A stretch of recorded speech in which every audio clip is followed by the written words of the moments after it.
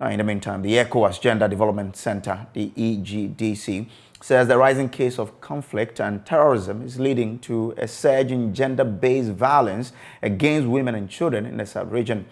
This was reviewed at a meeting of gender experts of ECOWAS member state for the validation workshop of the strategic plan from 2023-2027 of the EGDC in Accra Monday to help address the challenges. Now, there is more of that particular meeting in the following report.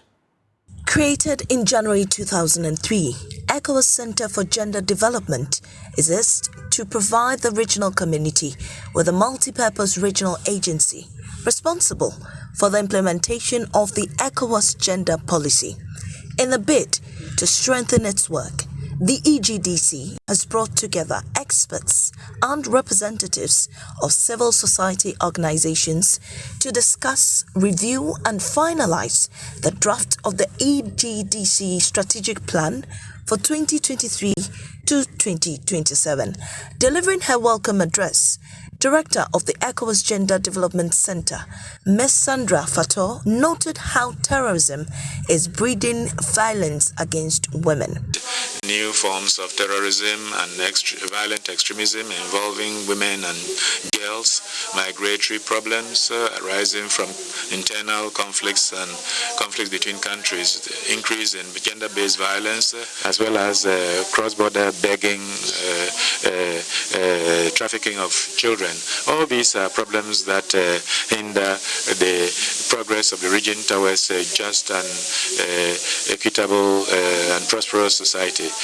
Speaking at the program, Chief Director of the Ministry of Gender, Children and Social Protection, Dr. Afisa Zakaria, also outlined some key issues the new policy must focus on addressing. The elimination of all forms of violence against women and girls, including harmful cultural practices such as child marriage and female genital mutilation.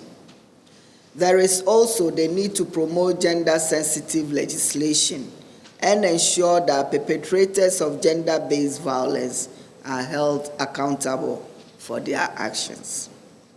Education is a key driver of economic growth and social development, and a concerted effort is needed to ensure that girls have equal access to education and are not forced to drop out of school due to early marriage or other cultural pressures. Also, the need to promote women's financial and economic inclusion is critical in providing them with the tools and resources they need to succeed in life. Finally, to ensure that women are represented in decision-making positions at all levels of government and civil society, women's voices and perspectives should be an integral part of all planning processes for effective governance and policy making. Ms. Fator appealed to participants to lay bare their expertise to ensure successful engagement.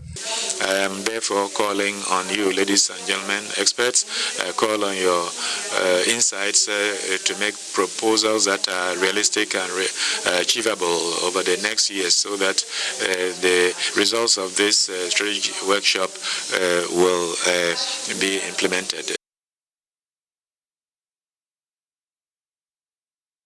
The workshop will end on Thursday, March 30, with a meeting of all gender ministers from the 14 participating countries to validate and adapt a newly formulated working gender policy for the ECOWAS. James Kwesi Aveji's report read to you.